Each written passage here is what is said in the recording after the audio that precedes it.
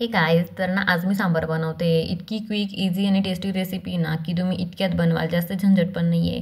तर सर्वात पहिले तेल तापवायचं आणि त्यामध्ये जिरे मोहरी ॲड करायचं. ते ॲड केल्यानंतर कढीपत्ता टाकायचा आणि आपल्याला इथे फ्लेवर ॲड करायचं आहे हिंगाचं. सो ते हिंग ॲड करायचा. हिंग ॲड केल्यानंतर त्याच्यामध्ये ओनियन घ्यायचा आणि ओनियन फ्राय करून घ्यायचा.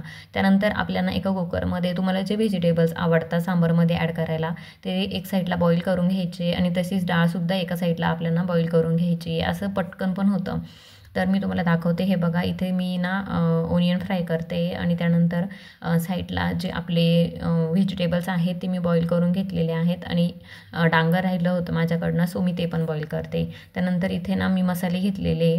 आपला जो सांबार मसाला असतो तो, हळद आणि लाल तिखट. त्यानंतर टोमॅटो वगैरे सर्व फ्राय झाल्यानंतर त्याच्यामध्ये आपल्याला हे मसाले ॲड करून द्यायचे आहेत आणि मसाले चांगले फ्राय करून घ्यायचे थोडंसं तेल सुटेपर्यंत.